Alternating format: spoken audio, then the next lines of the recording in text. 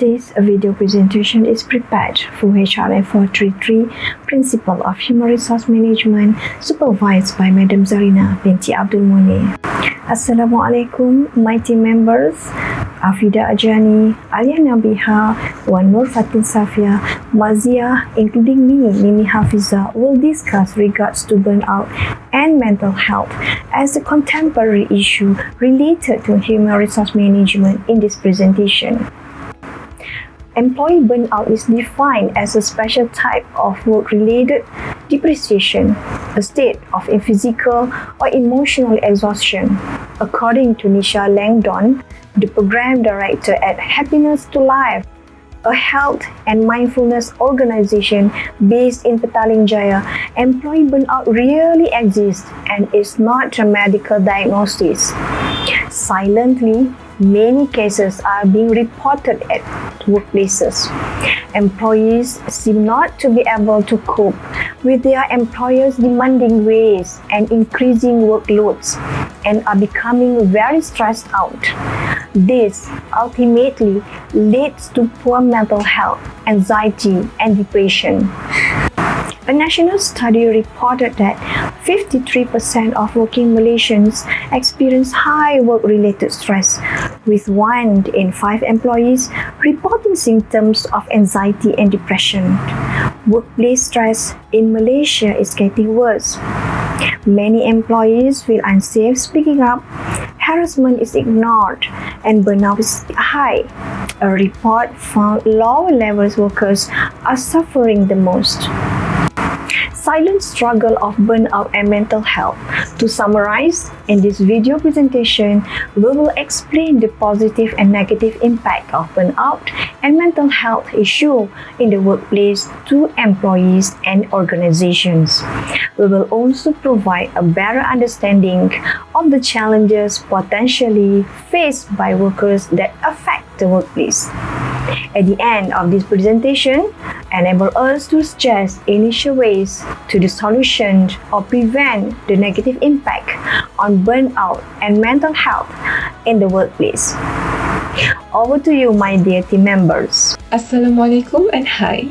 My name is Wan Nur Fatin Safia binti Wan Saleh.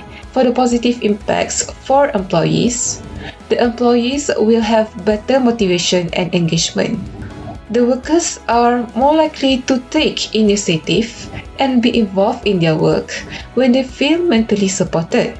A workplace that places a high priority on mental health creates psychological safety and a sense of belonging, allowing workers to concentrate on their work without feeling overly stressed. Increased creativity, problem-solving skills, and general job satisfaction will result from this. And as for the negative impacts for employees, they will have decreased productivity. The employees who experience burnout are less productive because they are mentally and physically exhausted, which makes it hard for them to focus or to finish their task quickly or to produce work of a high standard. This may eventually result in mistakes, missing deadlines, and worse performance all around. Employee effectiveness may be further impacted by challenges they have making decisions and solving problems. As for organizations, the positive impacts is they will have stronger employee retention. Companies that encourage mental health have less staff turnover because workers are more likely to stick with a company that values their welfare. Providing stress management courses, flexible work schedules, and mental health resources can make workers feel safer and more valued. And as for the negative impacts, the organization will have decreased performance and productivity. Employees that are burned out are less able to work together, come up with new ideas, and contribute successfully. A burned-out worker may also have trouble engaging, which can result in low motivation and decreased efficiency in operations in an organization. Hi everyone, my name is Afida Jani. I will highlight one positive and one negative effect on both employees and organizations to show why mental health really matters at work. Okay, one positive impact is enhanced well-being. When organizations provide support like access to therapy, wellness programs, or employee assistance programs, employees feel more valued. This leads to less stress, better focus, stronger motivation, and even better relationships at work. It also helps reduce turnover because people feel happier and safer in their jobs. Okay, on the negative side, when mental health is neglected, employees often suffer from burnout. Okay, this can cause emotional exhaustion, lack of focus, and even physical problems like poor sleep or constant fatigue. Over time, it reduces their performance, increases absenteeism, and may lead them to resign. Okay, now let's look at the impact on organization. One positive impact is improve overall performance. When employees are mentally healthy, they work better, collaborate more, and solve problems faster. It also builds a good company image, attracts top talent, and help reduce healthcare and sick leave costs. But the negative side is serious too. When burnout is not managed, organizations face high staff turnover, lower morale, and more mistakes at work. This means higher costs for hiring and training, plus problem with teamwork and communication. Okay, so as we can see, burnout and mental health issues don't just affect individuals, they impact the whole workplace. By supporting mental wellness, companies can create healthier, happier, and more productive environment. Ignoring it, however, leads to real cost and long-term problems. So that's why addressing mental health should be a priority for every organization. Thank you. My name is Nur Aliana Bihat. Will give a quick explanation for the last point of the positive and negative impact of mental health in employee and organization. Another positive and negative impact on employee that we can see is such as a lower absenteeism, which means the employees who are mentally healthy and well supported at work tend to perform better and show up more consistently. A balanced workplace helps to manage stress and anxiety, reducing the number of sick days and instances of burnout. This results in employees who are more motivated, emotionally present, and reliable. When their well-being is prioritized, trust and morale is increased, leading to a stronger relationship, better teamwork, and overall higher productivity. But on the negative impact, we can see that there carry impact of the employee. If burnout goes unaddressed, it can have a lasting and damaging impact on an employee's career. Chronic stress, emotional fatigue, and mental exhaustion make even basic tasks feel overwhelming, often leading to missed deadlines and plummeting self-confidence. This can cause feeling of isolation and failure and strain relationships with colleagues and managers.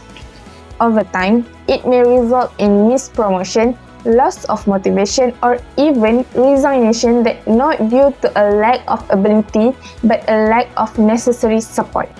For the organization side of the impact is they can meet a lower employee turnover, which companies that prioritize mental health foster cultures where employees feel valued and supported.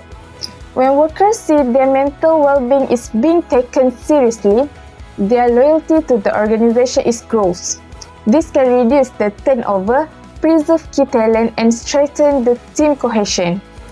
A stable workforce also means less time and money spent on the recruitment and onboarding, allowing to the company to focus its resources on growth and development with a dedicated team. But they can also face a negative impact if they didn't take care of their employee mental health, such as reputation damage. When companies ignore mental health, they risk more than just a drop in productivity, that they risk their reputation. Employees who feel neglected may speak out on the social media or through the online reviews that can be damage the company's public image. A reputation for poor work-life balance or disregard for employee well-being makes it difficult to attract and retain top talent. In today's world, where workplace culture is more visible than ever, neglecting mental health can hurt not only individuals but the entire organization. Now, we move to the possible results of a burnout and mental health to physical. Burnout is a syndrome that results from chronic stress at work with several consequences to workers' well-being and health. Burnout was a significant predictor of the physical consequences such as coronary heart disease, hospitalization due to cardiovascular disorder, changes in pain experiences, headache, respiratory problems, and many more. In terms of psychological perspective, employees will experience emotional exhaustion and a loss of energy. It will reduce personal accomplishment of inefficacy, that is, feeling of personal or professional inadequacy, as well as reduce productivity and coping skill. On occupational consequences, it will decrease productivity and work performance or unable to meet constant demands. Workers experiencing burnout may experience increased sick days and absences and decreased job satisfaction. Occupational burnout can result from a variety of factors. Heavy workload and unrealistic deadlines can leave little time for rest and relaxation. To the individual and social consequences, interpersonal conflicts with co-workers or superiors can increase levels of workplace stress. These conflicts can make it harder to do a job effectively and efficiently. For example, a marketing team experiences tension between two co-workers with opposing work styles. One prefers quick decision-making, while the other values detailed planning. Their disagreements turn into frequent arguments, making meetings stressful and reducing team collaboration. Over time, this conflict affects project deadlines and lowers overall productivity. Other team members feel uncomfortable and disengaged. If unresolved, this situation may escalate, impacting morale and increasing turnover of employment in an organization. Hi everyone, I am Mazia Alias and today we are addressing one of the biggest silent crises in workplaces that concerning human resource employee burnout and mental health. You know, with work piling up, emails buzzing all night and endless deadlines, it's easy to feel overwhelmed. And here's the truth. If HR doesn't step up, who will? So, let's walk through 6 simple but powerful solutions together. First, redesign the workload and job roles. Think about it. Are we asking people to juggle too much? It's time we simplify tasks, cut out the unnecessary, and more importantly, trust your employee to manage their work in ways that work best for them.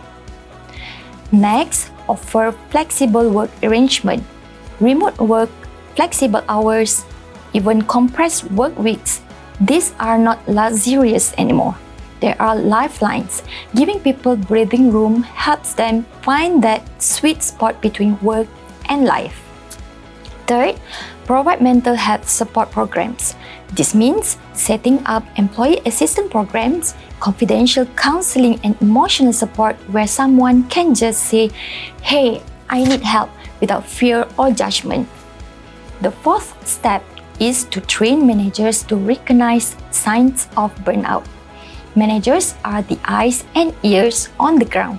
Training managers to recognize early signs, the fatigue, the withdrawal, and step in with support and act with compassion can make all the difference before it's too late. Then, foster a supportive and safe workplace. Psychological safety matters just as much as physical safety.